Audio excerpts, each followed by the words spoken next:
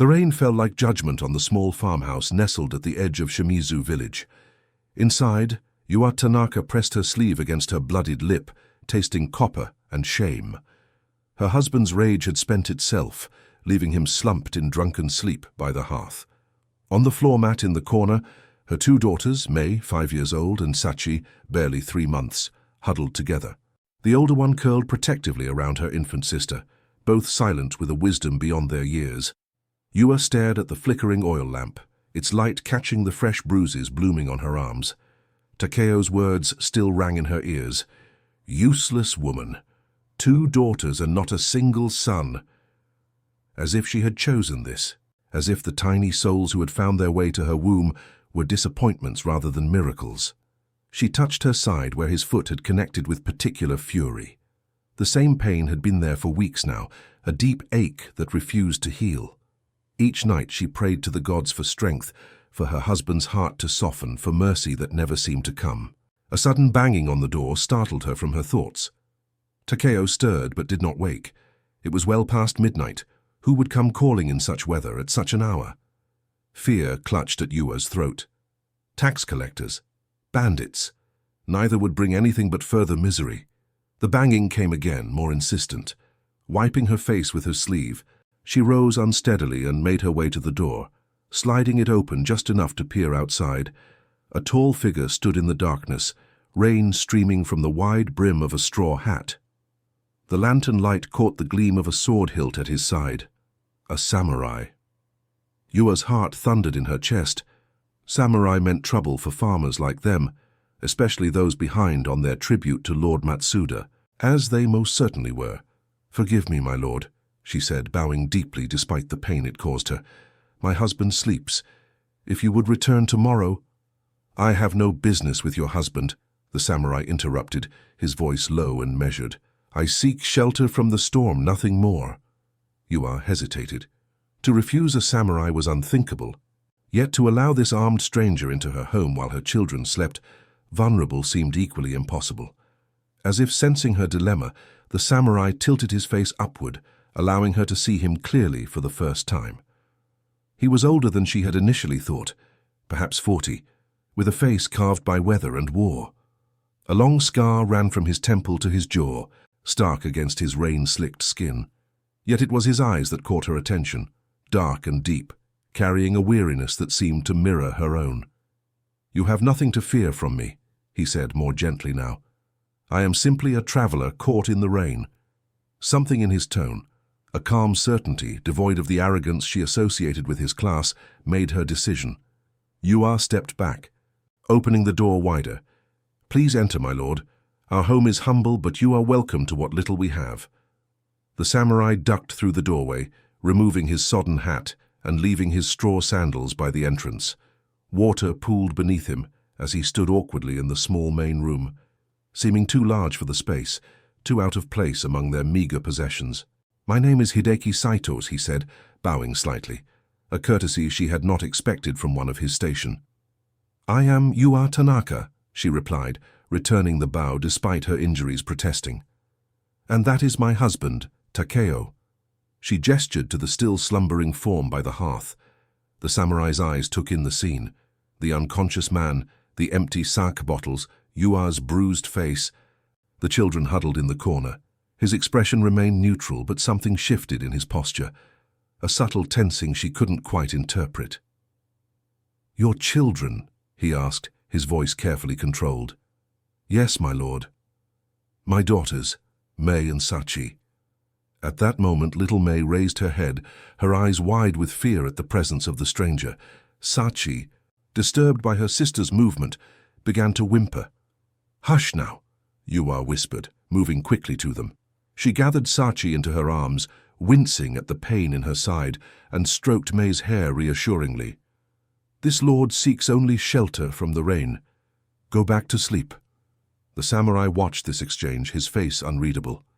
Then, with deliberate movements, he unfastened his sword from his belt and placed it carefully by the door, a gesture that spoke louder than words. He would not be a threat in this house. "I can sleep by the door," he said. "I need nothing but a dry space until morning." Yua nodded gratefully. I will prepare some tea if you wish. You need not trouble yourself. It is no trouble, my lord. In truth, she welcomed the distraction, the normalcy of serving a guest, of performing a task that didn't involve her husband's anger or her children's fear. As she busied herself with the tea, the samurai settled cross-legged by the door, his back straight, his hands resting on his knees. He seemed to occupy less space now, as if intentionally making himself smaller, less imposing in the cramped farmhouse. "You travel alone, my lord?" Yua asked, keeping her voice low. "I do." He paused, then added, "I have for many years now." Something in his tone spoke of loss, of paths walked in solitude.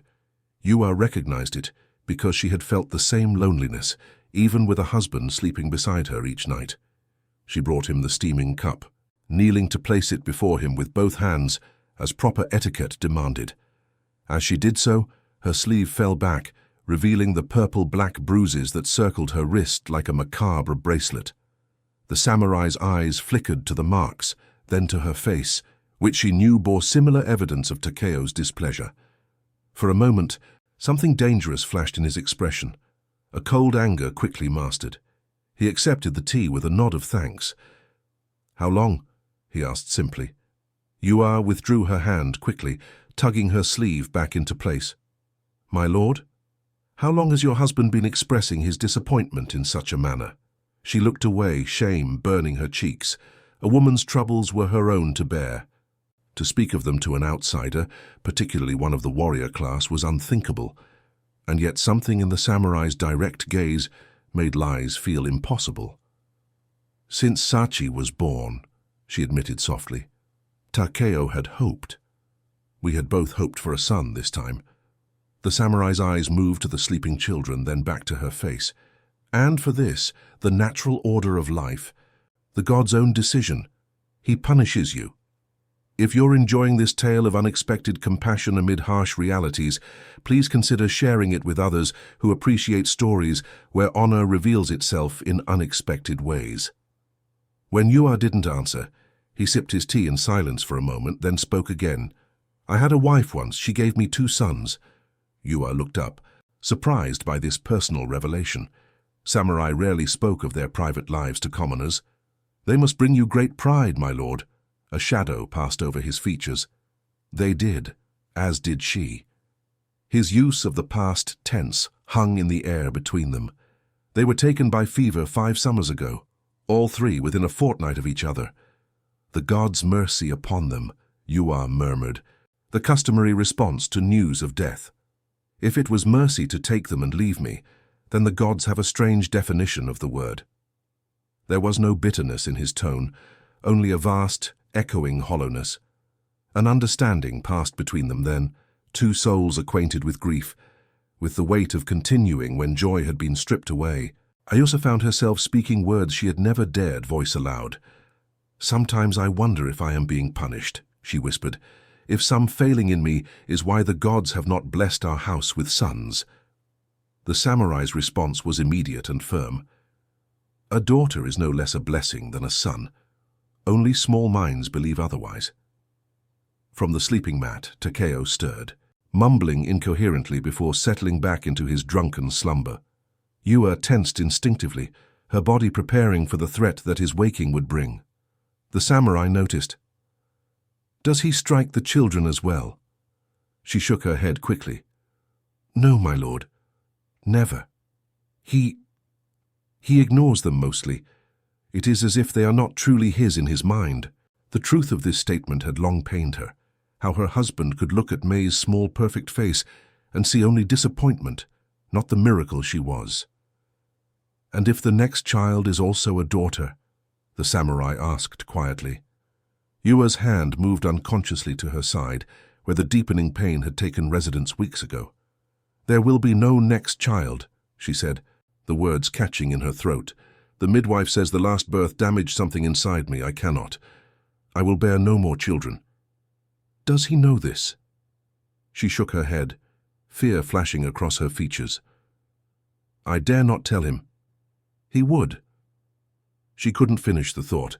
The samurai set his empty cup down with deliberate care. "I understand," he said simply. They sat in silence then, the rain drumming a steady rhythm on the thatched roof, the occasional crack of thunder punctuating the night.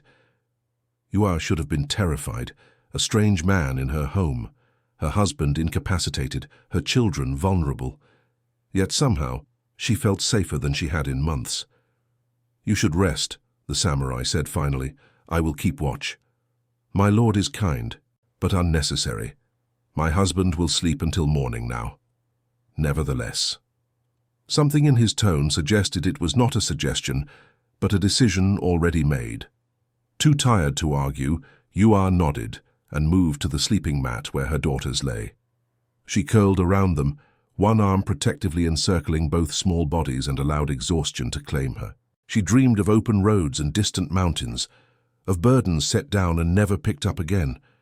Morning came with watery sunlight filtering through the paper windows, and the unfamiliar sensation of having slept deeply, without the usual vigilance that kept one part of her always alert to danger. Yua opened her eyes to find the samurai, Hideki, still seated by the door, as if he hadn't moved throughout the night. Perhaps he hadn't. Takeo was awake now, sitting hunched by the cold hearth, his bloodshot eyes fixed on their unexpected guest with suspicious hostility. "Who is this?" he demanded of Yua as soon as he saw she was awake. "Why is there a samurai in my house?" Before she could answer, Hideki spoke, his voice calm and authoritative. "I sought shelter from the storm. Your wife was kind enough to offer it, as any honorable household would." Takeo's expression soured further at being addressed directly. A farmer did not converse as an equal with a samurai. It simply wasn't done. Yet Hideki's manner left no room for anything but a direct response. "Our home is humble, my lord," Takeo said, forcing respect into his tone. "I hope you found it adequate." "More than adequate," Hideki replied, rising smoothly to his feet. "Your wife's hospitality was exemplary." Something in the way he emphasized the word wife made Takeo's eyes narrow. He glanced at Yua, taking in her bruised face in the clear morning light, and had the grace to look momentarily ashamed before resentment hardened his features once more. "The storm has passed," Takeo said pointedly. "I'm sure a lord such as yourself has important matters to attend to." Hideki didn't immediately respond. Instead, he looked at Yua, who was now helping Mei and Sachi sit up, straightening their sleeping clothes, murmuring soft good mornings. "Indeed," and he said finally, "I'm on my way to Lord Matsuda's castle." The mention of their daimyo caused Takeo to pale slightly. "Lord Matsuda? What business?" He caught himself. "Forgive me, my lord. It is not my place to question." "No," Hideki agreed mildly. "It is not." An uncomfortable silence fell. Yua busied herself preparing breakfast, rice porridge, stretched thin with extra water to make it serve 4 adults and 2 children. They had so little to offer a guest, especially one of his status. Shame colored her cheeks as she set the simple meal before him. "Thank you," Hideki said, accepting the bowl with genuine appreciation that somehow made the meager offering seem more dignified. They ate in silence, Takeo sullenly, the children quietly, Hideki with measured calm. Yua barely touched her portion, too aware of her husband's growing agitation at having this interloper in their home, disrupting the natural order of things. When the meal was finished, Hideki rose and retrieved his now dry hat and cloak. He fastened his swords at his waist with practiced ease. "I must continue my journey," he announced. Takeo's relief was palpable. "Safe travels, my lord." Hideki bowed slightly to Takeo, then turned to Yua. "Would you walk with me to the road? I wish to properly thank you for your hospitality." Before Yua could respond, Takeo interjected. "My wife has chores to attend to." "It was not a request," Hideki said, his tone unchanged, yet somehow carrying an unmistakable authority. Takeo fell silent, anger simmering beneath a forced mask of deference. Yua quickly wrapped Sachi in a carrying cloth against her chest and took Mei's hand. "We will show you to the main road, my lord. It is easy to take the wrong path in these hills." Outside, the world was washed clean by the night's rain, the air fresh with the scent of wet earth and pine. They walked in silence until they reached the fork, where the narrow trail from the farmhouse joined the wider road that would eventually lead to Lord Matsuda's castle. Hideki stopped, looking not at the road ahead, but back at the small farmhouse they had left behind. "How long has he been like this?" he asked, echoing his question from the night before. Yua hesitated, acutely aware of Mei's attentive presence. "It has grown worse since Sachi's birth," she admitted quietly. "And before that?" She shrugged slightly, the motion causing Sachi to stir against her chest. "There were difficult times, but not like now." She had no wish to speak of the years of subtle cruelties, of harsh words and cold shoulders, of blame laid at her feet for every misfortune. Hideki studied her face, seeming to read the unspoken history there. "What family do you have? Parents? Brothers?" "My parents have passed to the next world. My brother." She hesitated. "He serves in Lord Matsuda's castle as a stable hand. We have not spoken in many years." "And there is no one else who might offer you shelter?" The direct nature of his questions was startling, almost improper, yet Yua found herself answering truthfully. "No, my lord, there is no one." Hideki nodded once, as if confirming something to himself. Then he knelt to Mei's level, his weathered face softening as he addressed the child directly. "You take good care of your sister," he said, noting how the little girl kept one hand protectively on the baby's back. "That is honorable." Mei regarded him solemnly, then offered a shy nod. Standing again, Hideki reached within his cloak and withdrew a small pouch. "For your kindness," he said, extending it to Yua. She shook her head, stepping back. "My lord, we cannot accept." "You can, and you will," he interrupted firmly. "Consider it payment for the finest tea I have had in many months." The weight of the pouch told her it contained more than a few copper mon. This was substantial, perhaps even silver. Such an amount for a night's shelter and a simple tea was unheard of, bordering on suspicious. "My husband will ask where it came from," she said hesitantly. "Tell him the samurai was grateful." Hideki's expression darkened slightly. "And tell him also that I have business regularly in this region, that I may seek shelter again should the weather turn." The implicit warning in his words was clear. He would be checking on her. On them. For reasons she could not fully articulate, this knowledge brought Yua comfort rather than concern. "Thank you, my lord," she said, finally accepting the pouch and securing it within her obi. Hideki nodded once, then surprised her by bowing. A proper bow, the kind a samurai might offer to an equal, not the cursory acknowledgement usually given to peasants. "Until we meet again, Tanaka Yua."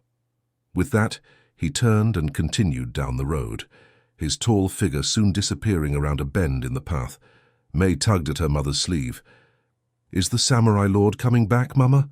Yua stared at the empty road, something like hope stirring in her chest for the first time in years. "Perhaps, little one. Perhaps he will." If you find yourself drawn into this tale of quiet courage and unexpected kindness, consider subscribing for more stories where honor is found not in grand battles, but in the small mercies we offer one another. 3 weeks passed. The bruises on Yua's face faded to yellowish shadows, though the pain in her side remained, a constant companion that woke her in the night and stole her breath during the day's labors. The samurai's generous payment had eased their immediate hardships. They were no longer behind on their tribute to Lord Matsuda, and there was rice enough for proper meals, but it had done little to improve Takeo's temperament.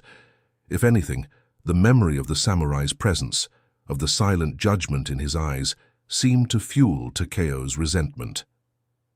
He drank more heavily, stayed longer at the village steakhouse, and when he did return home, his words cut deeper than ever, though he had not raised his hand to Yua again. Not yet. She sensed it was only a matter of time.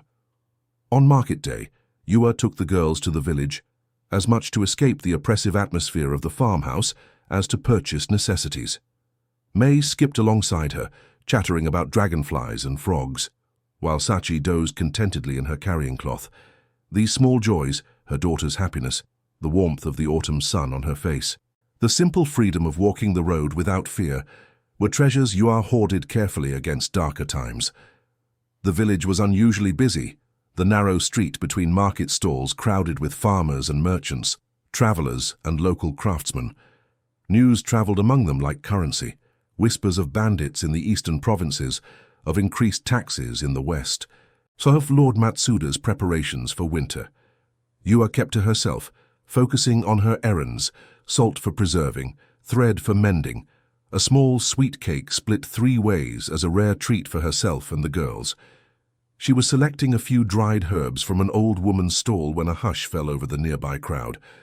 Looking up, she saw the cause immediately. A samurai had entered the market. Not Hideki, but a younger man bearing Lord Matsuda's crest on his cloak. He moved through the parting crowd with the easy confidence of authority, stopping occasionally to examine goods or speak briefly with merchants. Yua ducked her head, gathering her purchases quickly. Encounters with Lord Matsuda's men rarely ended well for villagers. As she turned to leave, however, May darted away, distracted by a stall selling painted wooden tops. "May!"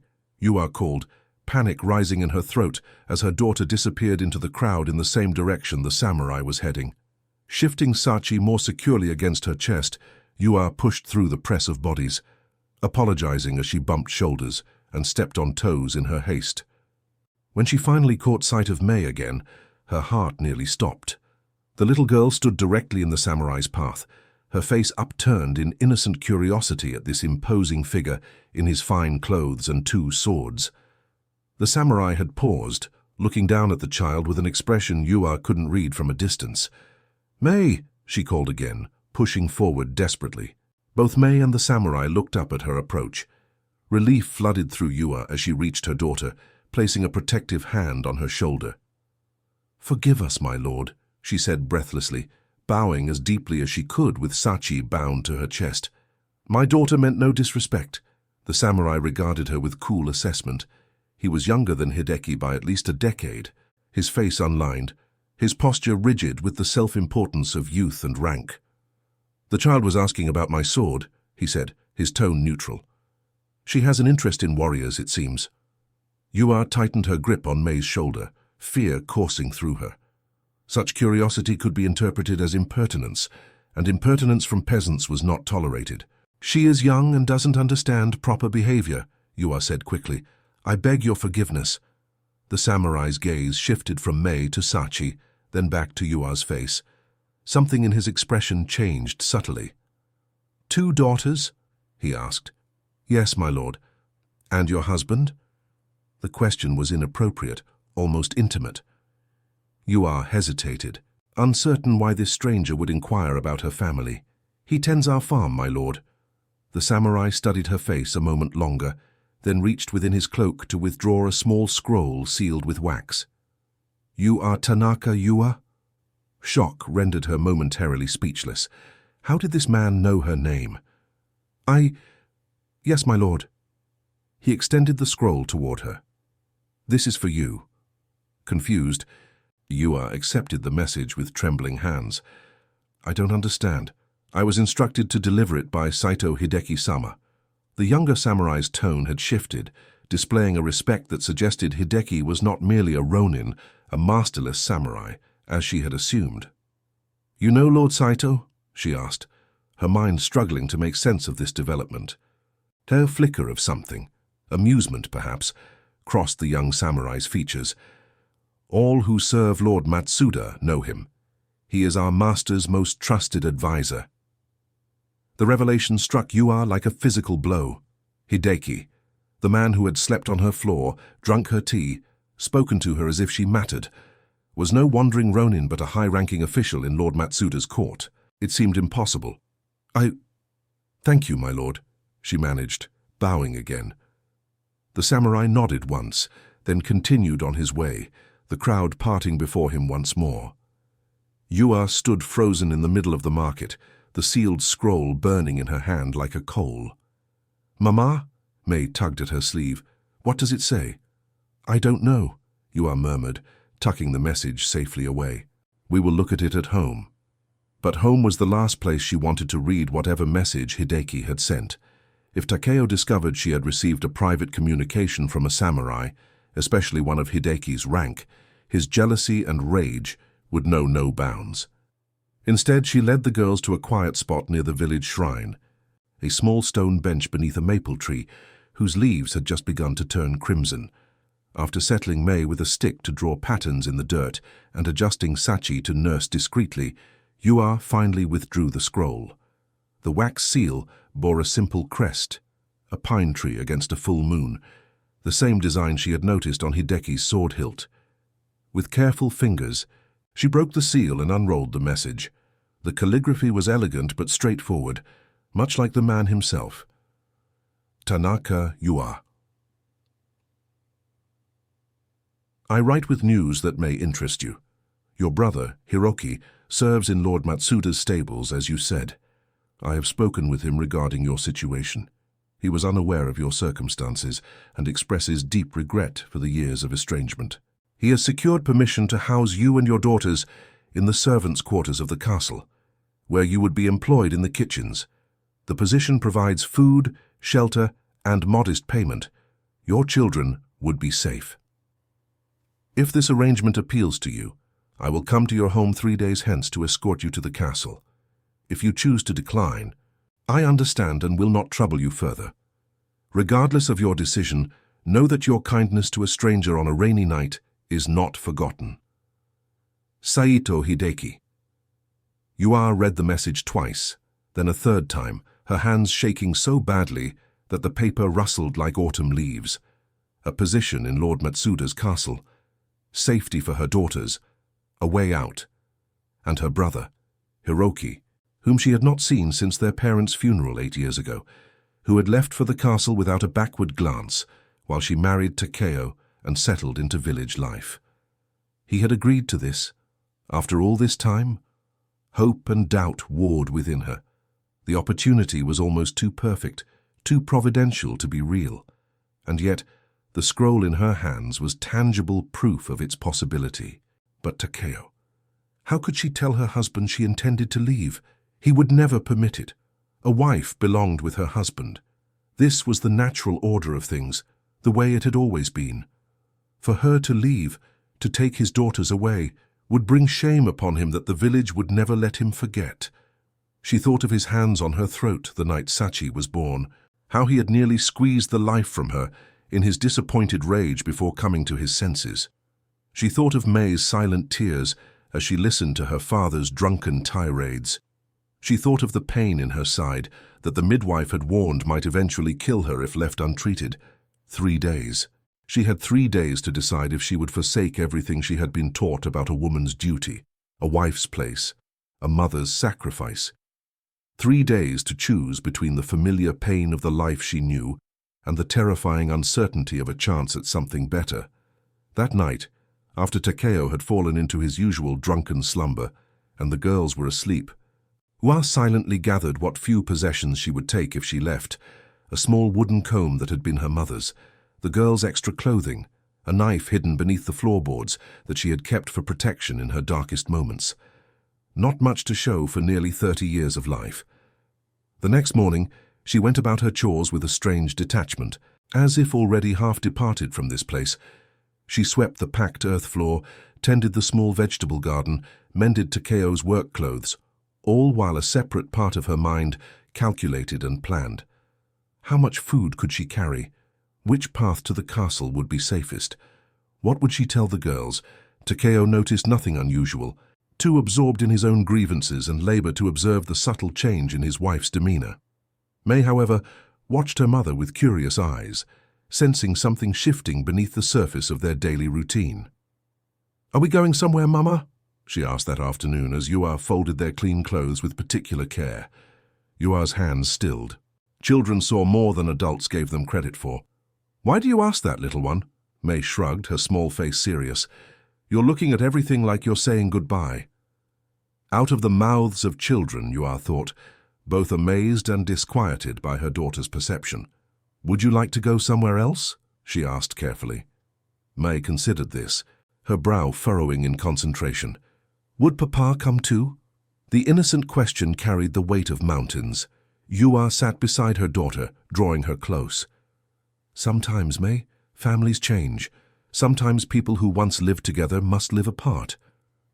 Because they don't love each other anymore." Yua closed her eyes briefly, pain lancing through her heart. Had there ever been love between her and Takeo? Perhaps in the beginning something like it, a cautious hope at least, that they might build a life of mutual respect, if not passion. That hope had withered long ago, starved of kindness and nurturing. "Because they cannot give each other what they need," she said finally, which felt closer to the truth. May nodded, as if this made perfect sense, like when Kenji's dog went to live with the hunters because it needed to run and chase things. Despite everything, Yua found herself smiling at the simple wisdom of her child. Something like that, yes. "Would we be safer?" May asked, her voice dropping to a whisper. Without Papa's angry voice, Yua gathered her daughter close, fighting back tears. "Yes," she whispered into May's hair. "I think we would." The decision crystallized in that moment, not from the tantalizing promise of sanctuary offered in Hideki's message, but from the simple truth spoken by her 5-year-old daughter. They needed safety more than they needed to preserve the fiction of family that their household had become. For the next 2 days, Yua prepared as best she could without arousing Takeo's suspicion. She concealed small bundles of clothing and necessities in places she could quickly retrieve them. She manufactured reasons to visit the village again, where she exchanged some of their remaining silver for dried food that would travel well. She studied her husband's routines, determining that the best time for Hideki to arrive would be mid-morning, when Takeo would be working the farthest field. On the appointed day, Yua woke before dawn, her heart thundering so loudly in her chest she feared it might wake the entire household. She dressed with care, choosing her sturdiest clothes for the journey ahead. As light began to seep through the paper windows, she prepared breakfast with trembling hands. Takeo ate quickly, eager to begin the day's labor. "I'll be clearing the north field today," he informed her. "Bring my midday meal there." "Yes, husband," Yua replied, the familiar response feeling strange on her tongue when she knew she had no intention of fulfilling the request. After he left, she moved with urgent purpose, gathering the hidden bundles, dressing the girls in their warmest clothes despite their confusion and questions. Sachi, sensing the unusual energy, began to fuss. "Hush, little one," Yua soothed, securing the baby in her carrying cloth. "All will be well." "Are we leaving today, Mama?" May asked, eyes wide with a mixture of excitement and fear. "Yes," Yua answered simply. "A friend is coming to help us." "The samurai lord?" May's face brightened with recognition. Yua nodded, surprised by her daughter's memory. "Yes, Lord Saito is coming to take us somewhere safe." The morning stretched endlessly as they waited, Yua jumping at every sound, peering anxiously down the path that led to their isolated farmhouse. What if he didn't come? What if Takeo returned early? What if this had all been some elaborate, cruel joke? When hoofbeats finally sounded on the path, Yua nearly collapsed with relief. But the feeling was short-lived, as she realized there was more than one horse approaching. Had Hideki brought others with him? The thought of facing multiple strangers, of explaining her situation to an audience, sent fresh panic through her. She gathered May close, positioning herself between the door and her children as the riders came into view. It was indeed Hideki, his tall figure unmistakable even at a distance. Beside him rode another man, younger and slightly built. As they drew closer, Yua's breath caught in her throat. "Hiroki," she whispered, hardly daring to believe it. Her brother, whom she had not seen in 8 years, dismounted with fluid grace. He stood uncertainly, a man now where she had last seen a boy of 17, his face so like their father's that tears sprang to her eyes. "Yua," he said, his voice deeper than she remembered. It's good to see you." Before she could respond, Hideki dismounted as well, his movements betraying no sign of the wound that had caused his limp during their first meeting. Another deception, she realized, though she couldn't fathom its purpose. "Tanaka-san," he greeted her formally, "I see you are prepared to travel." Yua bowed deeply, acutely aware of the vast difference in their stations now that she knew his true position. "My lord, I cannot express my gratitude adequately." "There is no need," he replied, his tone warming slightly. "Is your husband at home?" "No, my lord. He works the north field today." Hideki nodded, seeming pleased by this information. Then we should depart without delay. Hiroki stepped forward, his eyes falling on Mei, who peeked curiously from behind her mother's kimono. Is this your niece? Yua confirmed. Mei, this is your uncle Hiroki, and this little one is Sachi, she added, adjusting the baby in her carrying cloth. A complex emotion crossed Hiroki's face.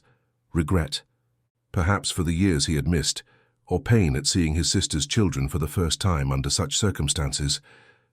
They're beautiful, he said softly. Then to Mei, hello, little one. We're going on an adventure today. Mei regarded him solemnly for a moment, before a smile bloomed on her face. Mama said we're going somewhere safe. Yes, Hiroki confirmed, glancing at his sister with an expression that mingled sadness and determination. That's exactly where we're going. They packed quickly, securing their few belongings to the horses.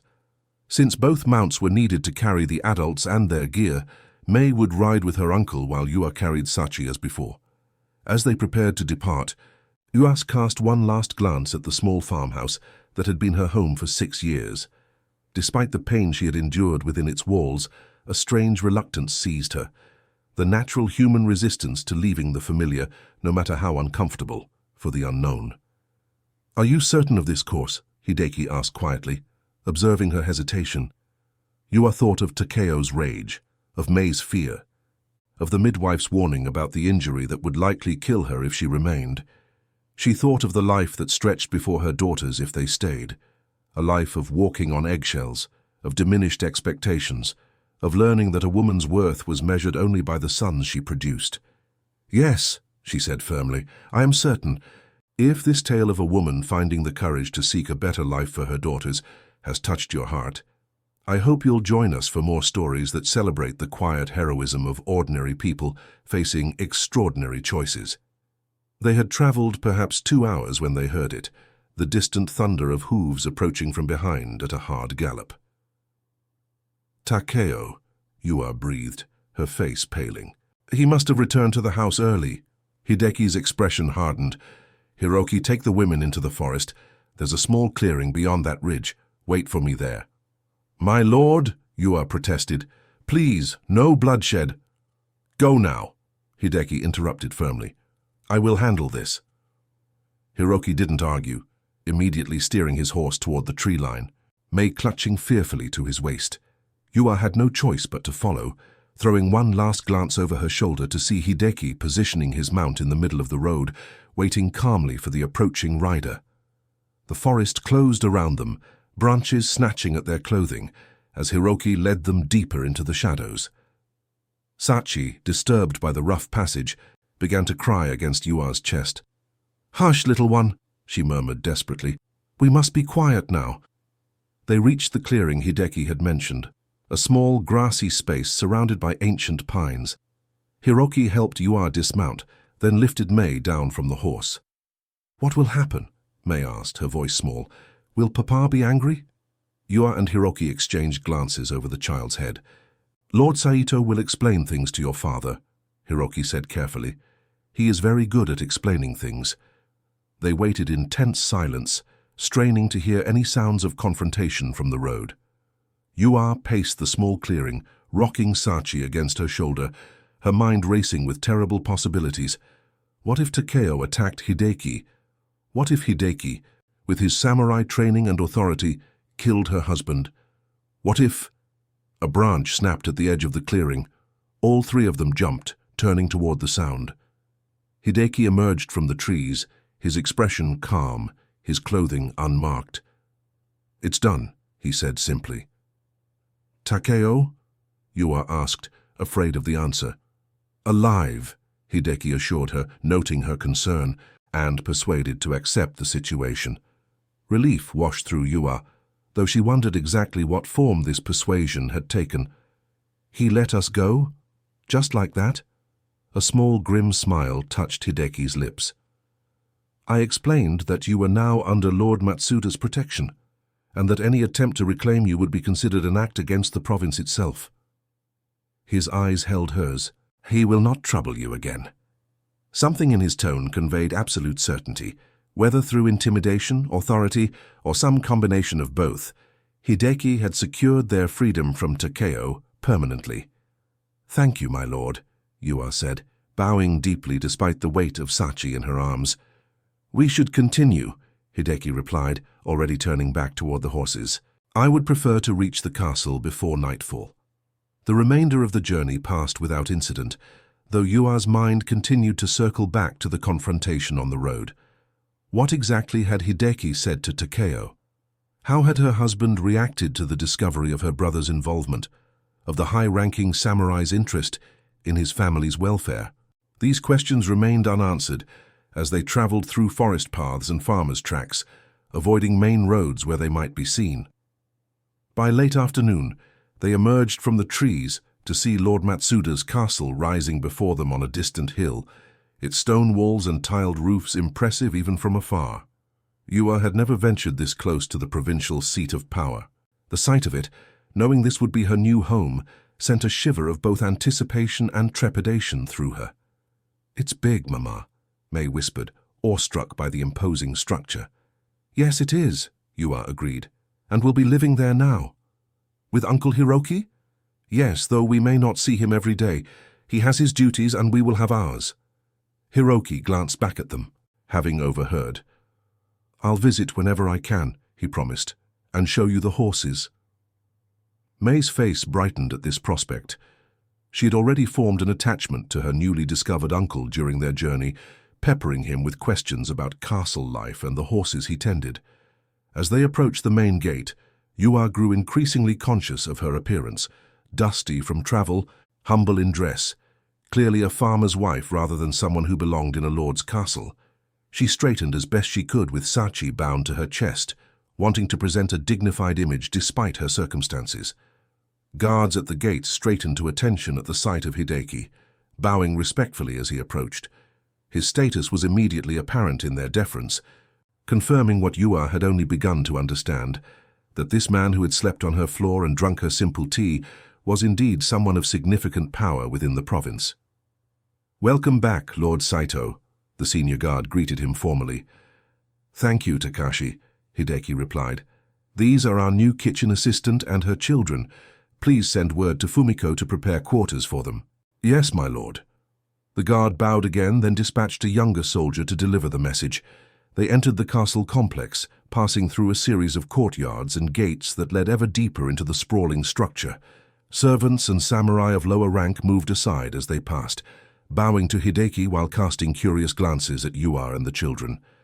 She kept her eyes lowered, acutely aware of the scrutiny. Finally, they reached an inner courtyard where Hideki called a halt. "This is where we part ways for now," he said. "Hiroki will show you to the women's quarters, where you'll be staying with other kitchen staff. Fumiko, the head cook, will explain your duties." Yua bowed deeply. "My lord, I cannot thank you enough for what you've done for us." "There is no need for thanks," Hideki replied, his formal tone softening slightly. "You showed kindness to a stranger in need. I have merely returned the favor." There was more to it than that, Yua knew, far more than simple reciprocity could explain. But this was neither the time nor place to pursue such thoughts. "Come, sister," Hiroki said gently. "You must be exhausted, and the children need rest." With a final bow to Hideki, Yua followed her brother toward a cluster of buildings set apart from the main castle structure. As they walked away, she felt Hideki's eyes following them, but did not turn back. This new life, this chance at safety and stability for her daughters, required her full attention now. Whatever debt or connection existed between her and the samurai lord would have to be sorted out later. The women's quarters were simple but clean, with sleeping mats arranged along the walls of a long room and screens that could be positioned to create some semblance of privacy. Several women looked up as Hiroki led them in, their expressions curious but not unwelcoming. An older woman with graying hair and laugh lines around her eyes approached them, her manner brisk but kind. "You must be Yua," she said. "I am Fumiko. Lord Saito sent word you would be joining us." "Yes," Yua confirmed, bowing slightly. "Thank you for receiving us." "And these are your daughters?" Fumiko's stern expression softened as she looked at May and the baby. "This is May, who is 5, and Sachi, who is nearly 4 months." Yua introduced them. Fumiko nodded approvingly. Beautiful children, we've prepared a space for you in the corner, a bit more private for a family with little ones. She turned to Hiroki. You may leave her with us now. I'm sure you have duties to return to. Hiroki hesitated, clearly reluctant to abandon his sister so quickly after their reunion. I'll come by tomorrow, he promised, once you've had time to settle in. After he left, Fumiko showed Yua to the promised corner space, where a slightly larger sleeping mat had been laid out, with a small wooden cradle beside it. For the baby, Fumiko explained. One of the carpenter's daughters outgrew it recently. The simple kindness, that someone had thought to provide a proper place for Sachi to sleep, brought unexpected tears to Yua's eyes. Thank you, she managed, quickly wiping them away. Fumiko pretended not to notice her emotion. Rest today, she said practically. Tomorrow is soon enough to begin your duties. The kitchen rises early, before dawn, but with children, you'll be used to that. Left alone with her daughters in their new space, Yua finally allowed the events of the day to catch up with her. She had done it. She had left the only life she had known as an adult, had defied the expectations placed upon her as a wife, had chosen an uncertain future over the familiar misery of her marriage. As she settled Mei and Sachi onto the sleeping mat, exhaustion overtook her, pulling her down beside them into a deep, dreamless sleep, the sleep of one who has carried a heavy burden for too long and finally set it down. Morning came with the gentle sounds of women rising, preparing for their day's work. Yua woke disoriented, momentarily unsure where she was. Then memory rushed back. The journey, the castle, their new life beginning. Beside her, Mei slept soundly, while Sachi stirred in her new cradle, making the small noises that preceded full awakening. Fumiko appeared beside their space, already dressed for the day. Good morning, she said quietly. Did you rest well? Yes, thank you, Yua replied, sitting up and straightening her rumpled clothes. She had been too exhausted the night before to change or even properly prepare for sleep. There's a bathing area through that door, Fumiko informed her, gesturing to the back of the room. And clean work clothes have been laid out for you. When you're ready, come to the kitchen. I'll show you your duties. Grateful for the older woman's practical kindness, Yua gathered Sachi from her cradle and made her way to the bathing area. The simple pleasure of warm water and clean clothes, garments that actually fit properly, unlike the patched and mended items she had brought from home, felt like unexpected luxury. When she returned, Mei was awake, looking around the unfamiliar space with wide, uncertain eyes. Good morning, little one, Yua greeted her, settling beside the sleeping mat with Sachi in her arms. How do you feel about our new home? Mei considered the question seriously, as was her way. It's big, she said finally, and there are lots of people, but no papa shouting, so I think I like it. The simple assessment brought both pain and validation to Yua's heart. No papa shouting, she agreed softly. Now shall we find something to eat? I'm sure the kitchen has breakfast. The kitchen, as it turned out, was a bustling world unto itself. A cavernous space with multiple hearths, dozens of workers, and an intricate system of coordination that initially seemed incomprehensible to Yua. Fumiko guided her through the chaos, introducing her to key figures and explaining the basic rhythms of castle kitchen life. You'll start with simple tasks, Fumiko explained, setting Yua to work washing vegetables. Everyone does, no matter their skills. Once we see what you're good at, your duties may change. Mei was temporarily settled in a corner with some kitchen scraps to play with, vegetable pieces shaped into little figures, while Sachi was secured in a basket, where several of the kitchen women could keep an eye on her as they worked. Children are welcome here during work hours, Yua asked, surprised by this accommodation. Not in all parts of the castle, Fumiko replied, but in the kitchens, yes, especially the little ones. Once Mei is a bit older, she can join the other servants' children for lessons. Lessons? Yua looked up in surprise. She could learn to read? Fumiko nodded. Basic characters, at least. Lord Matsuda believes all children in his household should have some education, even servants' children. It makes them more useful as they grow. The possibility of education for her daughter, something Yua had never had herself, added yet another layer to the gift Hideki had given them by bringing them here. She bent to her task with renewed energy, determined to prove herself worthy of the opportunity. The day passed in a whirl of new experiences, learning the layout of the vast kitchens, understanding the hierarchy among the staff, finding her place in the complex dance of food preparation for the castle's many inhabitants. By evening, her back ached and her hands were raw from hot water and knife work. But a deep satisfaction had taken root within her. This was honest labor, respected labor, that would provide for her daughters without the constant fear that had shadowed their lives on the farm. As the kitchen quieted for the night, Fumiko found Yua putting away the last of the cleaned pots. "You did well today," the older woman said approvingly. "You work hard and learn quickly." "Thank you," Yua replied, gratified by the praise. "I want to be useful here." "You will be." Fumiko hesitated, then added with careful casualness, "Lord Saito came by earlier while you were fetching water. He asked after your welfare." Yua's hands stilled momentarily before resuming their work. "Oh?" "Yes, he seemed particularly concerned that you and the children were settling in comfortably." Fumiko's tone remained neutral, but her eyes held a question she was too polite to voice directly. "Lord Saito has shown great kindness to my family," Yua said carefully. "We owe him much." "Indeed." Fumiko studied her face a moment longer, then nodded slightly as if confirming something to herself. "Well, you should rest. Tomorrow will be another busy day." Later that night, as Yua lay beside her sleeping daughters in their corner of the women's quarters, she found herself reflecting on Fumiko's subtle inquiry. Clearly, Hideki's interest in her family's welfare had been noted and probably discussed among the servants. Such attention from a high-ranking samurai to a newly arrived kitchen woman would naturally inspire curiosity, perhaps even speculation. She would need to be careful, Yua realized. Grateful for Hideki's continued concern but mindful of appearances.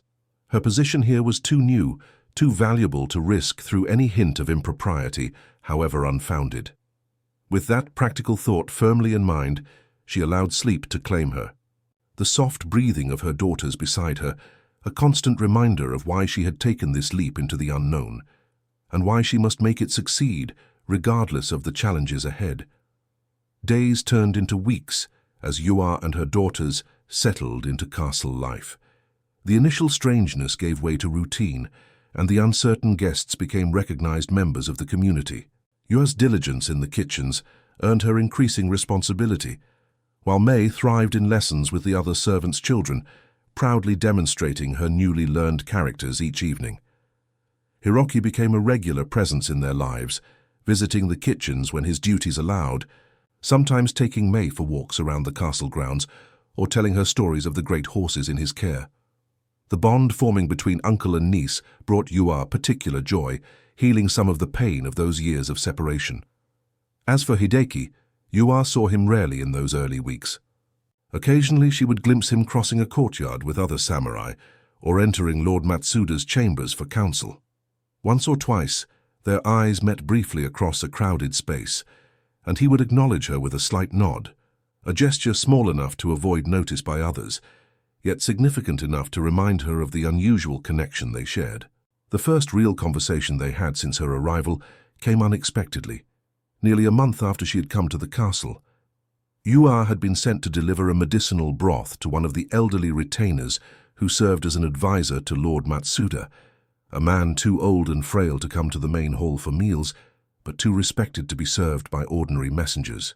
Making her way carefully through the covered walkways, the precious broth protected from spilling by a special covered bowl, Yua found herself thoroughly lost in a section of the castle she had never visited before. The twisting corridors and identical sliding doors of the retainers' quarters confused her, each turn seeming to lead deeper into the labyrinth rather than toward her destination.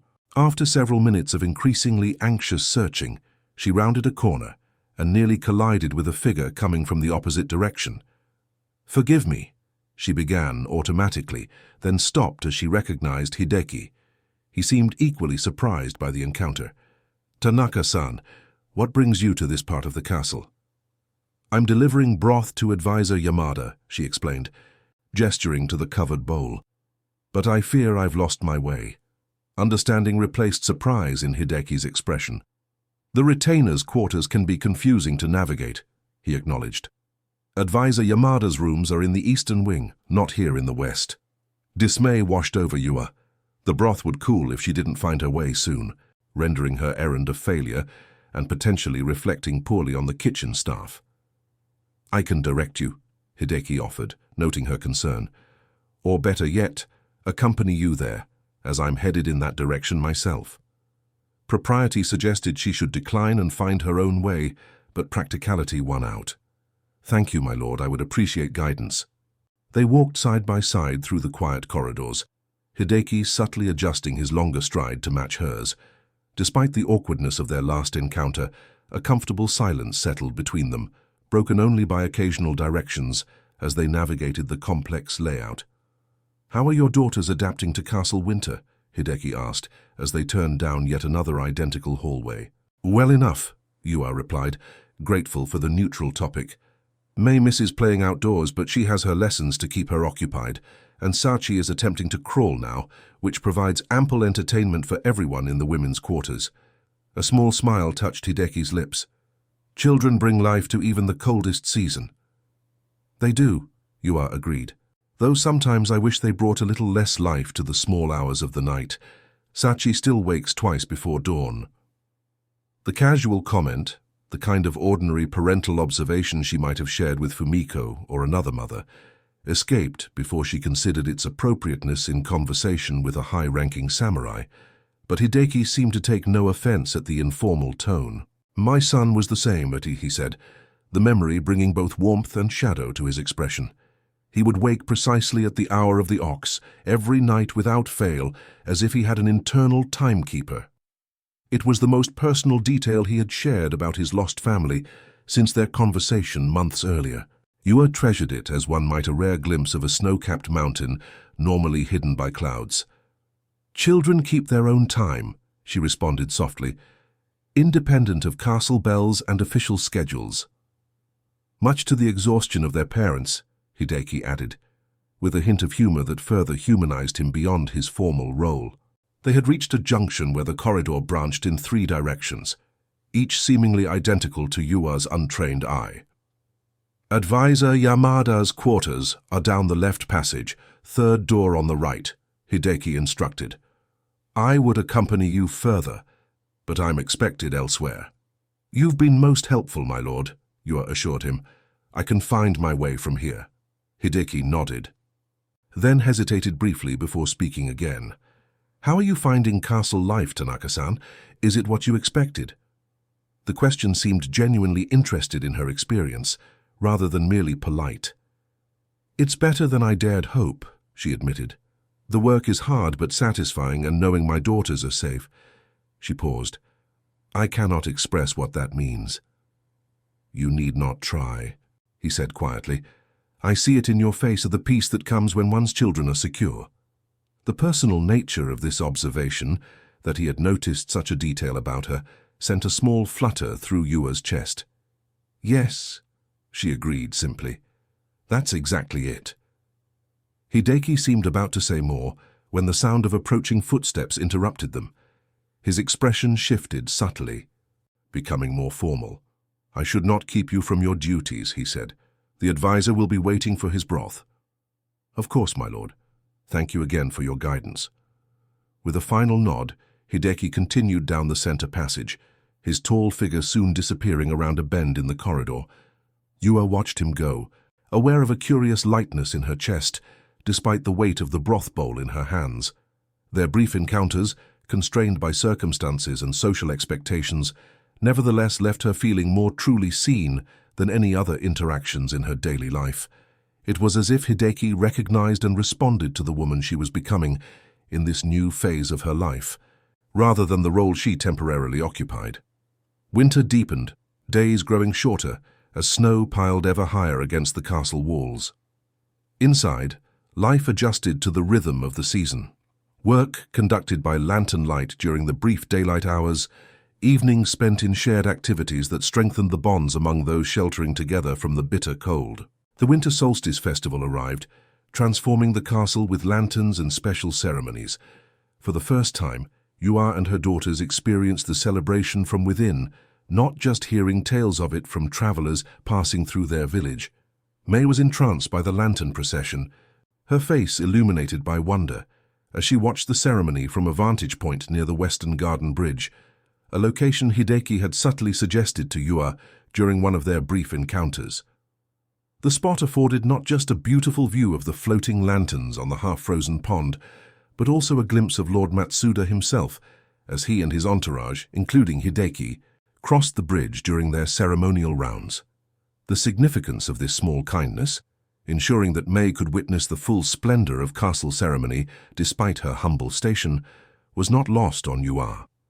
It spoke of Hideki's continuing attention to details that would matter to a child's experience, his use of his position to enhance their lives in ways that transcended mere practical assistance.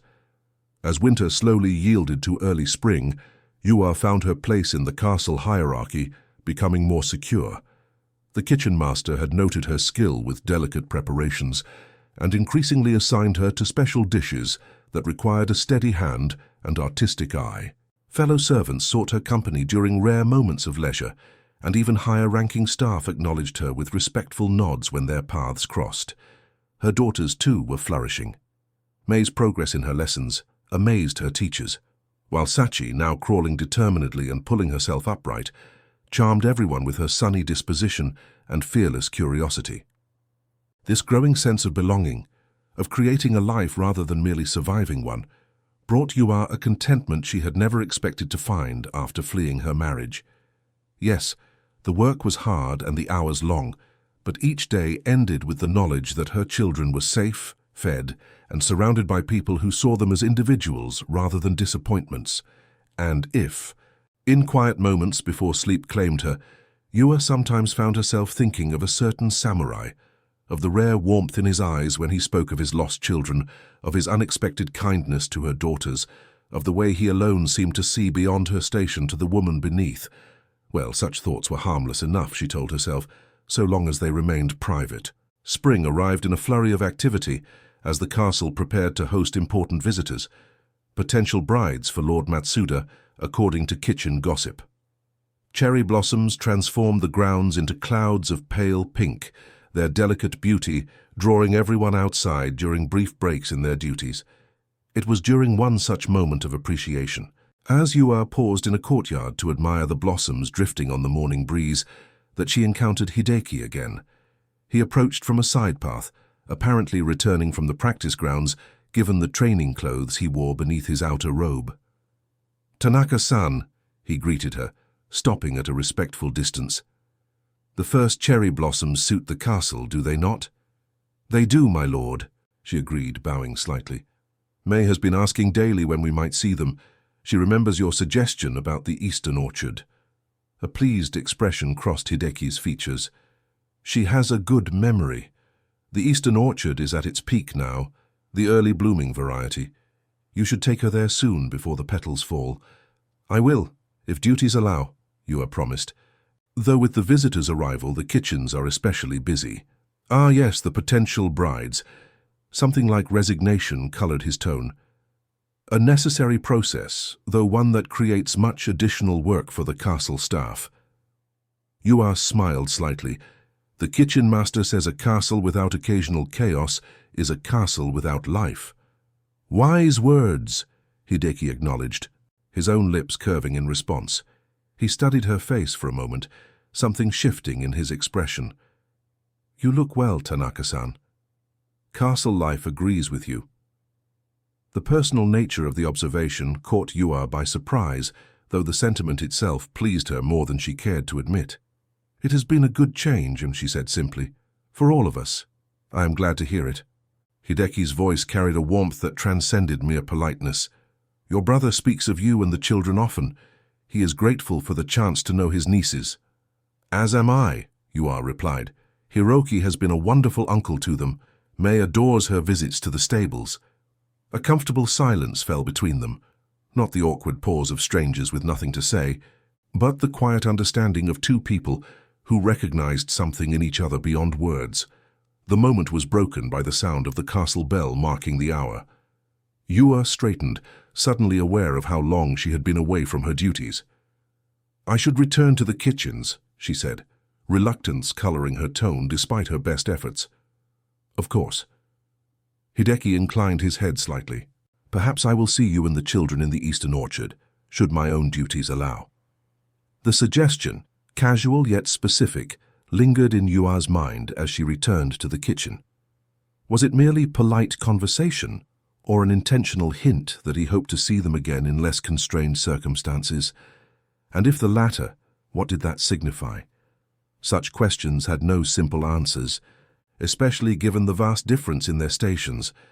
Whatever connection existed between them, friendship, gratitude, or something less easily defined, it could never be openly acknowledged or pursued. The barriers of rank and propriety stood as firmly as the castle walls themselves. Yet as Yua resumed her kitchen duties, she found herself looking forward to showing May the cherry blossoms in the eastern orchard, her anticipation now carrying an additional dimension that had nothing to do with the beauty of spring flowers. If you found yourself drawn into this story of courage, second chances, and unexpected connection, I hope you'll consider sharing it with others who understand that sometimes the most profound journeys begin with the simple words, "You're coming with me."